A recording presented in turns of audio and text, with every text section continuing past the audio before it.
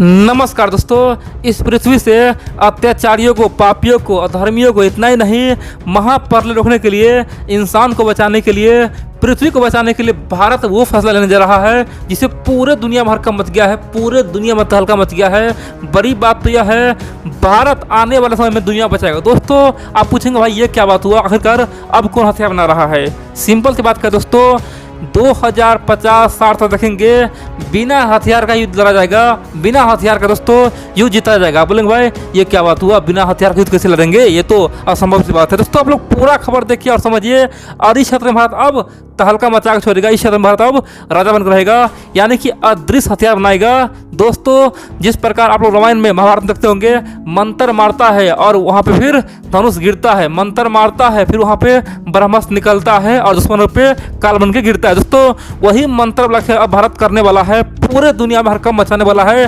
दोस्तों आप लोग पूरा खबर देखिए, फिर समझ में आपको आएगा। अभी आप लोग वीडियो में छोड़िएगा, ठीक है, तो फिर आपको समझ में नहीं आएगा, फिर बोलेंगे भाई ये क्या बात हुआ, मंत्र जंतर क्या बोल रहे हो। इसीलिए आप लोग पूरा खबर देखते रहिए। दोस्तों आप लोग मान लीजिए एक सुबह उठते हैं, आपको पता चला कि भारत ने रूस पे हमला कर दिया, अमेरिका पे हमला कर दिया, एक साथ सबसे पंगा ले लिया। दोस्तों आप बोलेंगे भाई ये क्या बात हुआ, आखिरकार रातों रात ऐसा क्या हो गया।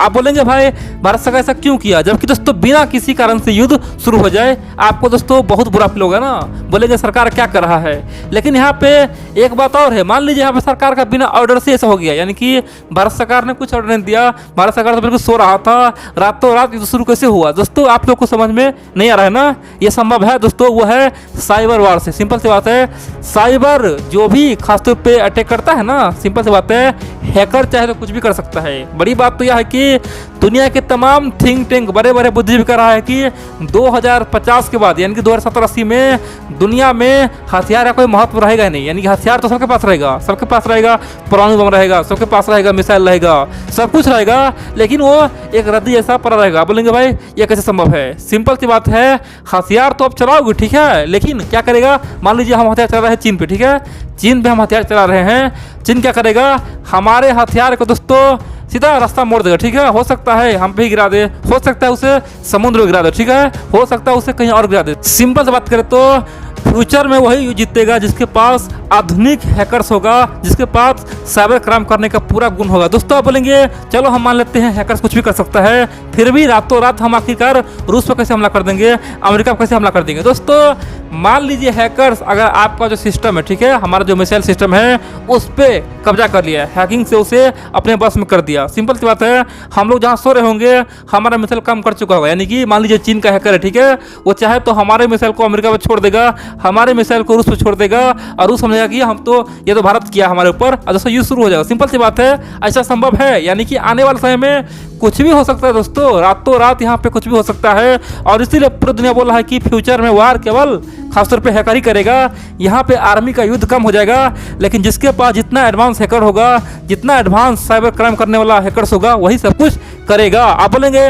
इसका एग्जाम्पल आप दीजिए, हमें समझ नहीं आ रहा आखिरकार हैकर में इतना दम है, 2080 तक ऐसा कर सकता है, ये तो असंभव सी बात लग रहा है। दोस्तों आपको 2080 छोड़ दीजिए, आपको मैं 2010 की घटना बताता हूँ, ठीक है। आज से 11 साल पहले भारत में एक बहुत बड़ा अटैक हुआ दोस्तों, चाइना के हैकर ने बहुत बड़ा अटैक किया था। बड़ी बात तो यह है कि भारत के जो प्रधानमंत्री है दोस्तों, पीएमओ ऑफिस को पूरी तरह से कब्जा कर लिया था, कह सकते हैं कि पूरा हड़कंप मचा दिया दोस्तों। रातों रात पूरी दुनिया सच में होगा, आखिरकार ये कैसे संभव है। दोस्तों भारत के जो पीएमओ ऑफिस है, पूरा कंप्यूटर को चीन ने हैक कर लिया था, सबको अपने बस में कर लिया था। लेकिन ऐन वक्त पे भारत के जो तमाम इंजीनियर, खासतौर पे जो वैज्ञानिक है, जो भी वहाँ पे भारत के हैकर है, सबने बहुत मेहनत किया दोस्तों, कई सारे देश मदद किया, फिर जाके चीन के कब्जे से हम लोग अपना कंप्यूटर चला पाए। और दोस्तों यहाँ पे सबको डर रहा था कि आखिरकार भारत के जो पीएमओ का जो खासतौर जानकारियाँ है, जो भी रिपोर्ट है, वो लीक ना हो जाए, आखिरकार रातों रात सबके पास शेयर ना हो जाए, हो सकता है ये पूरी दुनिया में फैल ले जाए।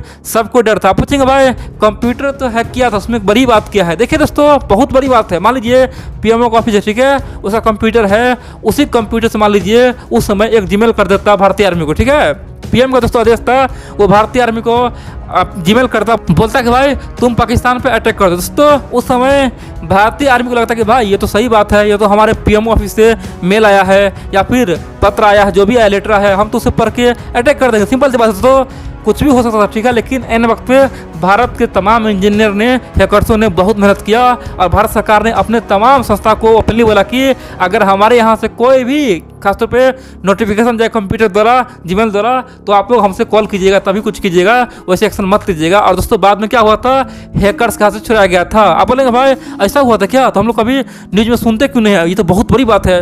दोस्तों हम लोग हैकिंग में कोई बात करते ही नहीं है, क्योंकि हम लोग तो हमेशा हैकिंग में फंसे हैं ना। जो हमेशा मार खाता हो कभी बोलता है, सिंपल सी बात है, हैकिंग में हम लोग हमेशा मार खाते आए हैं चाइना से। दोस्तों आप बोलेंगे 2010 में एक बार हो गया, अब क्या हुआ। दोस्तों 2010 के बाद 2011 में भी हुआ था। 2011 में पता क्या हुआ था, भारत का जो सीबीआई है, सीबीआई के तमाम जो ऑफिस है, वेबसाइट है, सबको हैक कर लिया गया था। चीन ने उसे हैक करके पूरी दुनिया को चौंका दिया था। आप बोलेंगे ये हैकिंग कौन करता था, चीन सरकार या फिर चीन का हैकर। देखिए दोस्तों अफसोस की बात तो यह है कि यहाँ पे चाइना सरकार बिल्कुल नहीं करता था, यहाँ पे चीन के जो छोटे मोटे हैकर है उन्होंने किया था। कह सकते कि चीन का छोटा मोटा हैकर भारत के पीएमओ ऑफिस को हैकिंग करता है, भारत के सीबीआई को हैकिंग करता है। दोस्तों ये अपने आप में बहुत ही अजूबा सी बात है। और मान लीजिए आप लोग बात, मान लीजिए दोस्तों एक रात आप उठे, ठीक है दोस्तों, एग्जांपल के लिए मान लीजिए अब पता चला कि रातों रात इसरो का जो वेबसाइट है वो हैक हो गया है, इसरो का तमाम ऑफिस हैक हो चुका है। दोस्तों आपको समझ में आए कि इसरो का तमाम सैटेलाइट आपस में टकरा रहा है, आपस में गिर रहा है, सब कुछ टूट फूट रहा है। दोस्तों कितना बुरा लगे आपको, भाई ऐसे संभव कैसे है। दोस्तों ये भी संभव है, हैकर चाहे तो कुछ भी कर सकता है, सिंपल सी बात है, बहुत बड़ा मुसीबत पैदा कर सकता है। और हम लोग हैकिंग मामले में बहुत ही कमजोर है। आप बोलेंगे आखिरकार चाइना में इतना हिम्मत कैसे, चाइना आखिरकार हैकिंग कैसे करता है, क्या चाइना से हम बहुत पिछड़े हुए हैं। जी हाँ दोस्तों हम लोग बहुत ज़्यादा पिछड़े हुए हैं।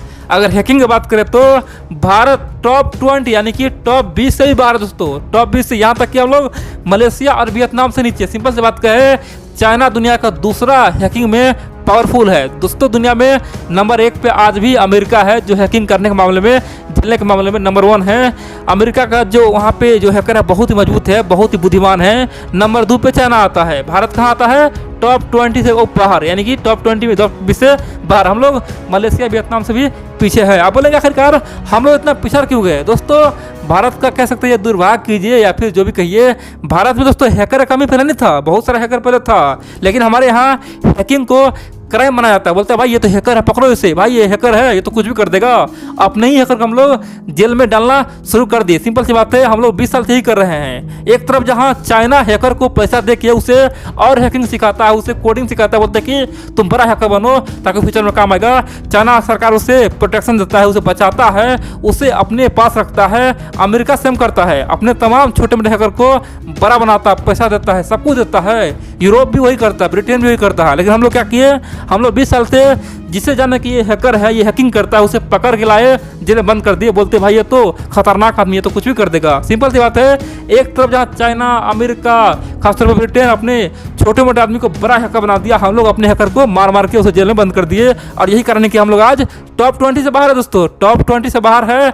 लेकिन खुशी की बात तो यह है और बड़ी बात तो यह है कि भारत सरकार का अब आंख खुल चुका है। भारत को पता है कि फ्यूचर में अगर युद्ध लड़ना है, जीतना है, चीन से बचना है, तो एक ही उपाय है, वो है हैकिंग के मामले में सुपर बनो। और दोस्तों भारत सरकार ने अनाउंस किया है, फैसला लिया है कि बहुत जल्द हैकिंग के लिए बहुत ज़्यादा खर्चा किया जाएगा और तमाम छोटे मोटे हैकर को बुला के हो सकता है एक हैकिंग टीम बनाई जाएगा।